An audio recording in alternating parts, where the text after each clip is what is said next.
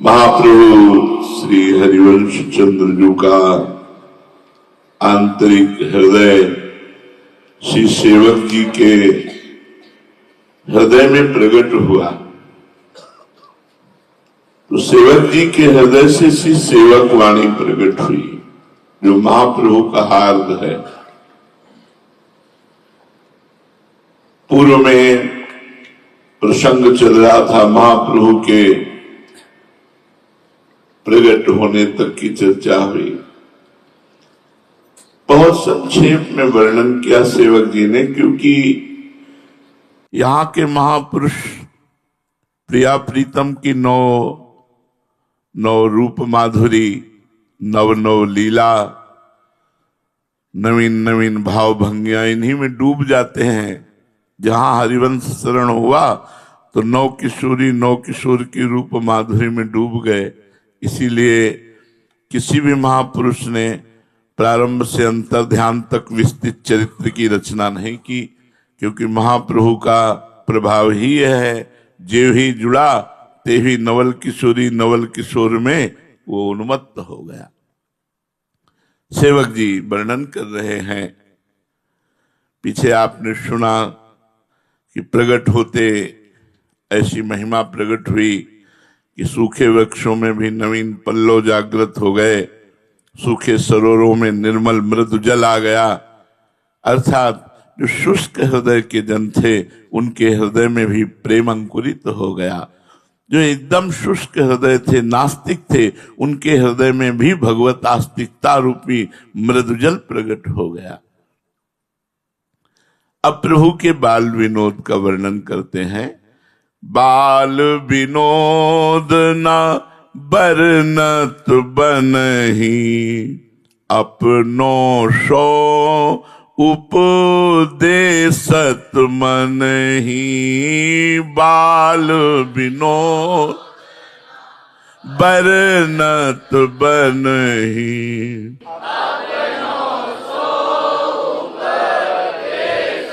मन ही गनहि कवन लीला जिति। गनहि कवन लीला जिति, गनहि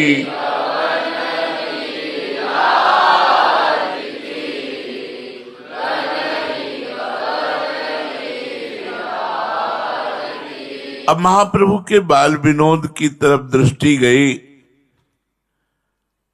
तो मन में समस्त बाल लीलाएं स्फुरित हुई। पर इतनी रसमयी लीला है कि सेवक जी उसी में समाधिस्थ हो गए और कह रहे हैं कि अपनों सो उपदेशत मनहि। हमारी जितनी सामर्थ्य है, हम मन को प्रेरणा की कि वो उसका वर्णन कर सके, पर गण ही कवन लीला जिति। इतनी अपार लीलाएं हैं कि उनकी गणना नहीं कर सकते। बस मन की मन में ही रह गई। महाप्रभु के बाल स्वरूप की जो अद्भुत रसमयी लीलाएं हैं वो मेरे मन में ही दबी रह गई।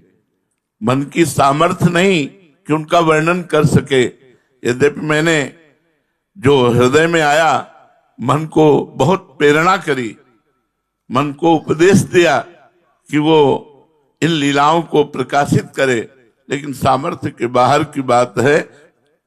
कह रहे हैं गनहि कवन लीला जिति। कौन गिने, इतनी अपार बाल लीलाएं हैं। हम इतना जरूर कहते हैं, सब हरि सम गुण रूप अपार, महापुरुष प्रगटे संसार। सब हरि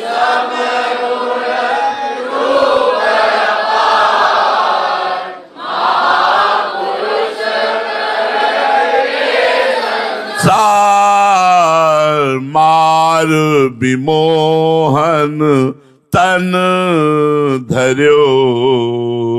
मार विमोहन तन धर्यो। मार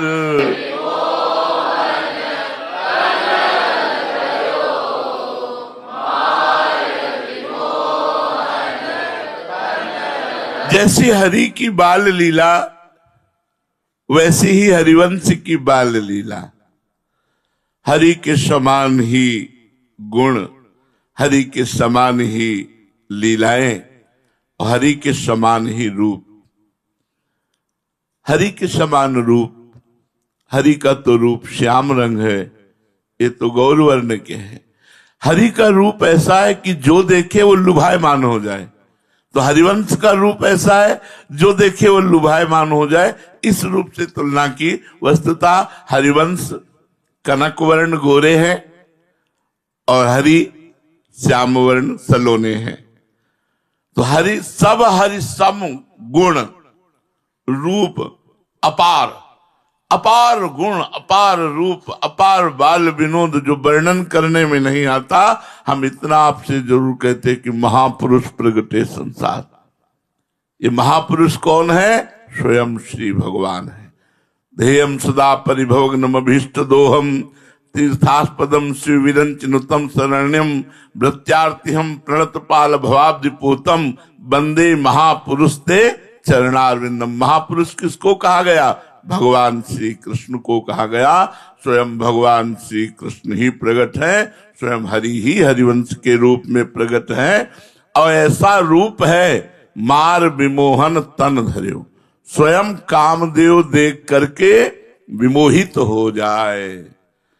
त्रिभुवन में कोई ऐसा नहीं जिसको काम ने मोहित ना किया हो, लेकिन हरिवंश चंद्रजू का जो रूप है वो ऐसा है, मार विमोहन तन धर्यो, काम को भी मोहित कर ले, ऐसा हरिवंश चंद्रजू का रूप है।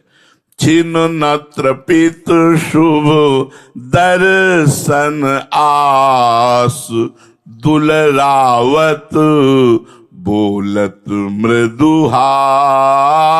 छिन्न नत्र पित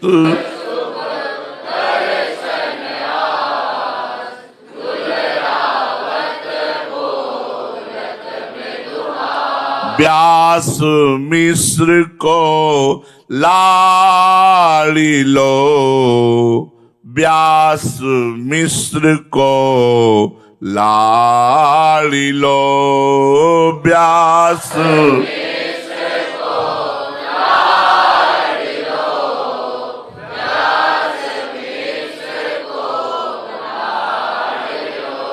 छिन्न त्रपित शुभ दर्शन आस। संपूर्ण ब्रजवासी जन, संपूर्ण देवन के लोग भी आ गए हैं। महाप्रभु के प्रादुर्भाव के समय देवन के भी लोग पधारे, सब दर्शन करते हैं। लेकिन किसी को तृप्ति नहीं, हटो हटो हटाया जाता है, दूसरों को दर्शन करने दो, लेकिन किसी को तृप्ति नहीं हो रही। सब बार बार महाप्रभु की रूप माधुरी का, वो बाल स्वरूप का दर्शन कर रहे हैं, तृप्ति नहीं हो रही। फिर भी लोग प्रेम विवश होकर के औरों को दर्शन मिले इसलिए उनको हटाते हैं, तो उनके अंदर आशा है कि फिर दर्शन करूं। छिन्न त्रपित शुभ दर्शनास, फिर दर्शन की आशा है कि एक बार और दर्शन कर लूं। इतने सुंदर महाप्रभु हैं, किसी को तृप्ति नहीं हो रही है। जिनको हटा दिया जाता है वो जाते नहीं है, वो वही खड़े हैं और फिर भी आशा करते हैं कि मैं एक बार दर्शन और कर लूं। छिन्न त्रपित शुभ दर्शनास। महाप्रभु के दर्शन कैसे हैं? बोले शुभ दर्शन है। एक बार जिसको दर्शन हो गया वो माया जाल से मुक्त हो गया, अविद्या से मुक्त हो गया। एक बार महाप्रभु की दृष्टि पड़ गई तो फिर कभी वो भवजाल में जन्म मरण के चक्र में नहीं पड़ सकता। ये शुभ दर्शन है महाप्रभु के। जैसे शरणागतों के संत जनों के दर्शन के लिए लिखा है, संत संग अपवर्ग कर। अगर संतों का संग हो गया तो मोक्ष की प्राप्ति। तो वो तो स्वयं महाप्रभु हैं, स्वयं हरि हैं, स्वयं हरिवंश हैं। शुभ दर्शन आस, बार बार सबके हृदय में दर्शन की आशा है, और एक बार जो दर्शन कर लेता है उसका भवजाल नष्ट हो जाता है, भवबंधन नष्ट हो जाता है। दुलरावत बोलत मृदुहास। कोई कोई सौभाग्यशाली ब्रजगोपी और देवन की माताएं, देवन के जन नजदीक जाते हैं और दुलराते हैं। तो महाप्रभु का दुलार का हितधाम में हमारे हृदय में भाव स्वयं प्रकट हुआ था कि जैसे हमारी श्री किशोरी जी ने तब तक आंख नहीं खोली जब तक उनके कान में प्रभु का नाम नहीं सुनाया गया, कृष्ण मनोहारिणी। श्री स्वामिनी जी ने आंख नहीं खोली जब तक श्री कृष्ण नाम नहीं सुनाया गया। ऐसे हरिवंश चंद्रजू राधा नाम ही बोलकर प्रकट हुए थे, तो शांत और गंभीर। लेकिन जब कोई दुलार करके बोलता राधा दुलरावत बोलत, दुलार करके बोलते राधा तो मृदुहास, फिर किलकारियां मार देते बाल स्वरूप हरिवंश, मुस्कुरा देते, हंस देते। जब कोई बोलता राधा दुलरावत बोलत तो मृदुहास, फिर वो मधुर हास से, और महाप्रभु का मधुर हास। हरिवंश चंद्र अमृत प्रकट, ये अमृत वर्षा करने वाले हरिवंश चंद्र अमृत बरस सकल जंतु तापन है। समस्त उनकी मुस्कुराहट का मतलब है प्रेमामृत की किरणें बरस रही, हृदय के दैहिक दैविक भौतिक तीनों तापों का नाश।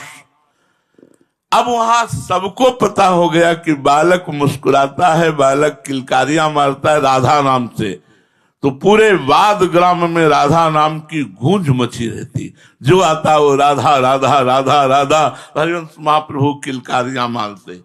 दुलरावत बोलत, दुलार करके जब राधा राधा, तो श्री चरण से हाथ से ऐसे पुलकित होकर के मुस्कुराते और आनंदित होते। महाप्रभु के आनंद का विषय है राधा। बोलत मृदुहास, व्यास मिश्र को लाडिलो, व्यास मिश्र जी के प्राण प्यारे लाडिले हरिवंश चंद्र जू का ऐसा दुलार देवन और समस्त ब्रजवासी जन कर रहे हैं। मुदित सकल नहीं छाड़त पास, जस बरनो हरिवंश विलास। मुदित सकल नहीं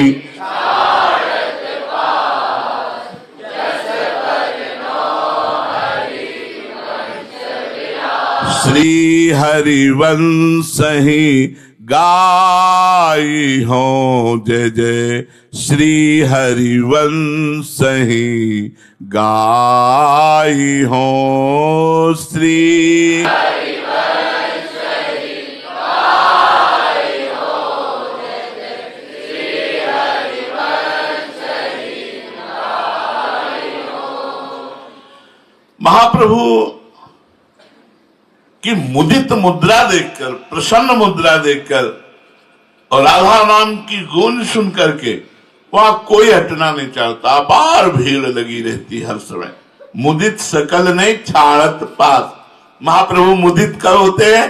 जब राधा नाम, तो राधा नाम की गूंज और महाप्रभु की शोभा, महाप्रभु की मंदहास, इस पर सब लोग बिके हुए, अपार भीड़ लगी हुई। हटाया जाता है लेकिन कोई हटता नहीं है। सेवक जी महाराज दिव्य दृष्टि से देख कर कह रहे नहीं छाड़त पास, मुदित सकल नहीं छाड़त पास।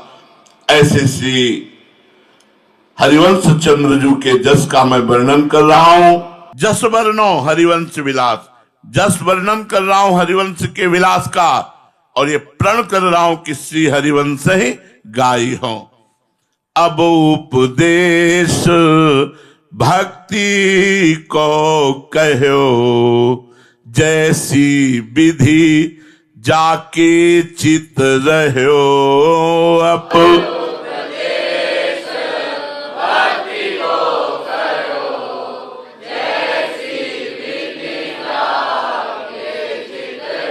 लहो जो मन वांछित सफल, लहो जो मन वांछित सफल, लहो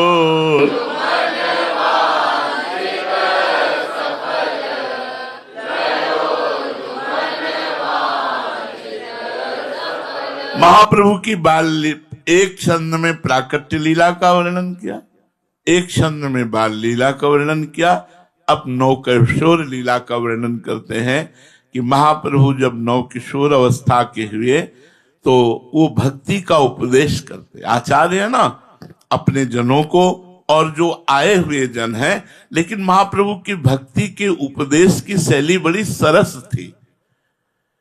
अपनी हृदय की भक्ति का उपदेश सबको नहीं करते थे। ये खास बात है।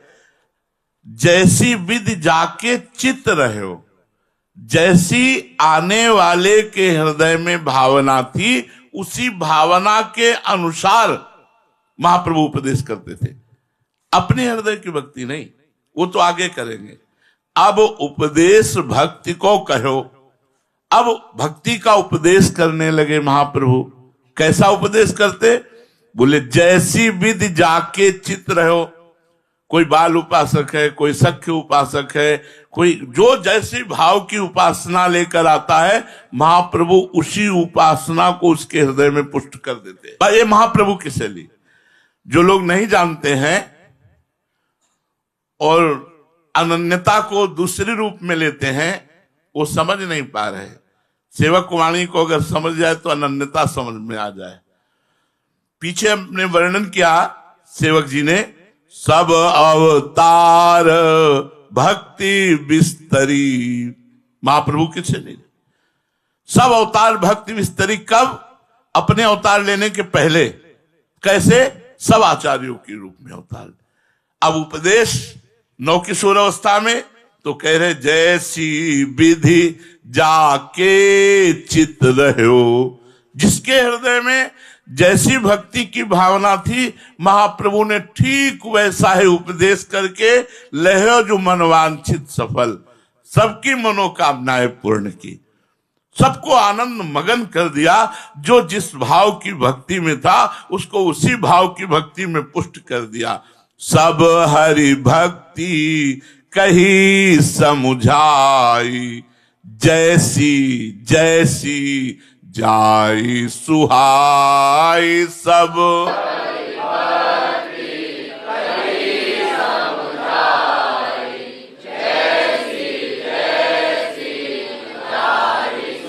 इसीलिए सब लोग आसक्त थे महाप्रभु पर, कोई संप्रदायवाद नहीं।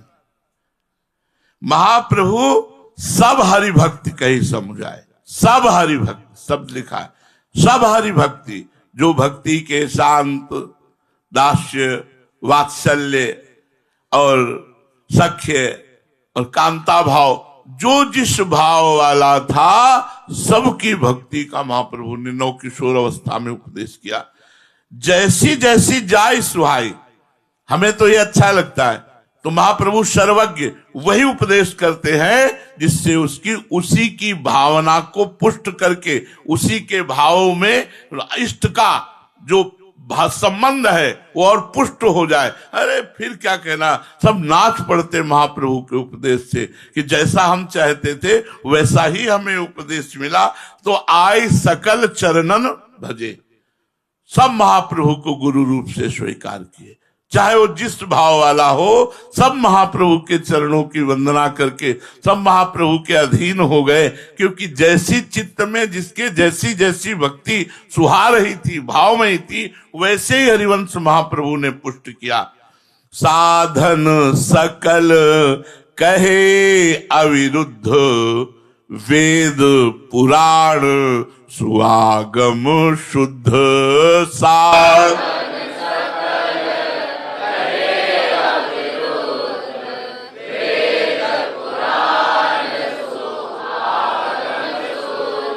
बुद्धि विवेक जे जा नहीं, बुद्धि विवेक जे जा नहीं, बुद्धि विवेक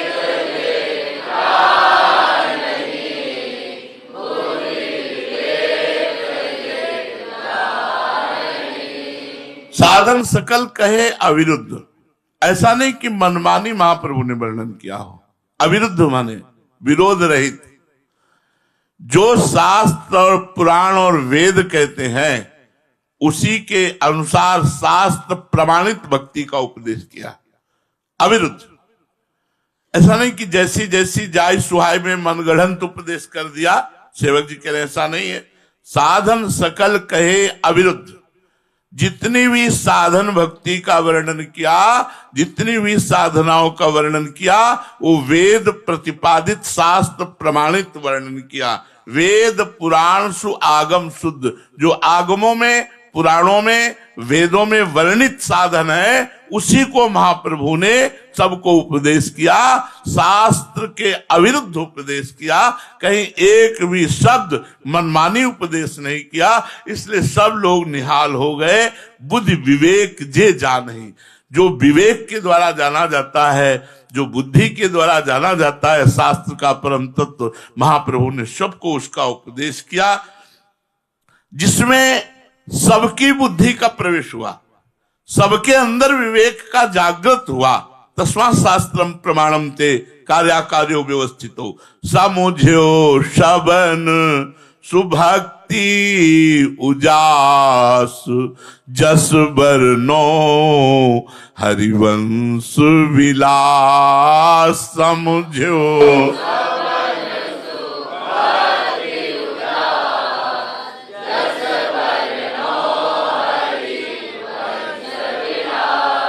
बुद्धि में विवेक का प्रादुर्भाव हो जाए तो विवेक लोक परलोक के भोगों से वैराग्य प्रदान करके भगवान में रति प्रदान करता है।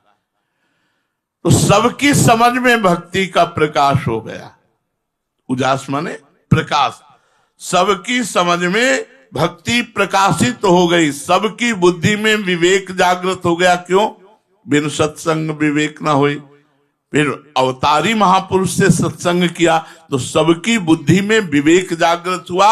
लोक परलोक के भोगों से वैराग्य हुए बिना भगवान में शुद्ध भक्ति नहीं होती। तो विवेक जागृत होते ही समुझो सबन सुभक्ति उजास, भक्ति का प्रकाश सबके हृदय में प्रकाशित हो गया।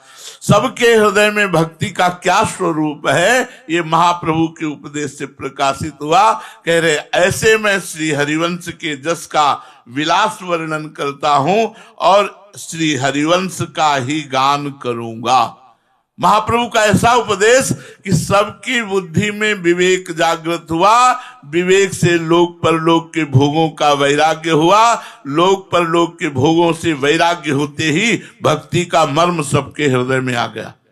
सबके हृदय में भक्ति का प्रकाश हो गया, जिनके वचनों से सब प्रकार की, सबके हृदय में जैसी जैसी चाह थी वैसी भक्ति का प्रकाश हुआ। उन हरिवंश के विलास का वर्णन करता हूं और उन्हीं हरिवंश का गान करूंगा। अब अवतार भेद तिन कहे, सकल उपासक तिन मन रहे। अब अवतार भेद तिन कहे, सकल उपासक तिन मन रहे। अब जो नहीं समझते हैं कि देखो ये नरसिंह के विषय में बोल रहे हैं, अनन्य नहीं है, ये तो रामचरितमानस गा रहे हैं, अनन्य नहीं है। नहीं, अब अवतार भेद तिन कहे, महाप्रभु ने जो लोग जैसी जैसी भक्ति लेकर आते थे, कोई नृसिंह उपासक है, कोई वामन उपासक है, कोई राम अवतार उपासक है, कोई देवी उपासक है, कोई कृष्ण उपासक है, सब अवतारों की महाप्रभु चर्चा की। सब अवतार उपासकों, सकल उपासक तिन मन रहे। समस्त उपासकों के लिए मन में जो आराध्य देव थे, उन्हीं की आराध्य देव की पुष्टता का उपदेश किया, उन्हीं के आराध्य देव की महिमा का, गुण का वर्णन करके उनको उसी भक्ति में पुष्ट किया। सकल उपासक तिन मन रहे, कहे भक्त साधन सबे। सब उपासनाओं के, सब अवतारों के भक्ति साधनों के ज्ञाता हरिवंश चंद्रजू ने जो जिस उपासना में था उसी उपासना की भक्ति की साधना का वर्णन किया। ऐसे करो तो नरसिंह भगवान प्रसन्न हो जाएंगे, ऐसी उपासना करो तो वामन भगवान प्रसन्न हो जाए, ऐसी उपासना करो तो राम भगवान प्रसन्न हो, ऐसी उपासना करो तो कृष्ण भगवान प्रसन्न हो जाएंगे। फिर वर्णन किया मथुरा नित्य कृष्ण को वास, निस दिन श्याम न छाड़त पास। मथुरा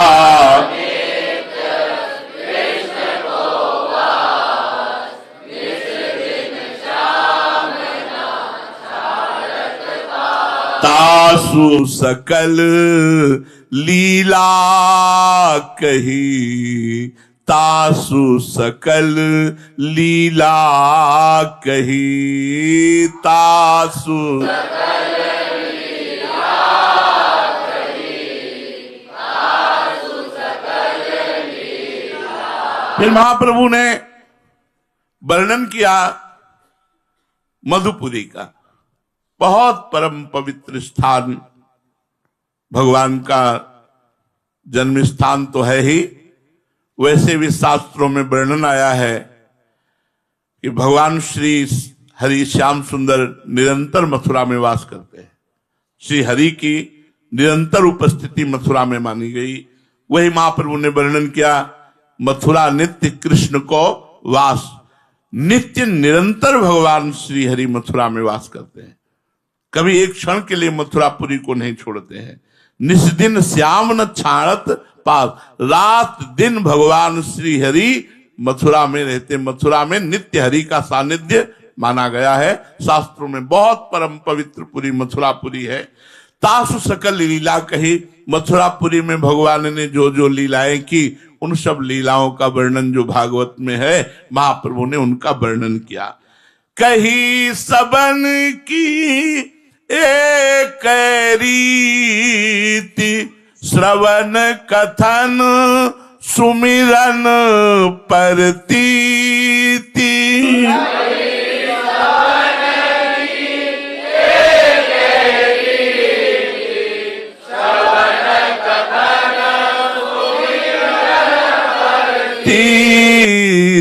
बीत काल सब जाइयो, बीत काल सब जाइयो, बीत काल सब जाइयो,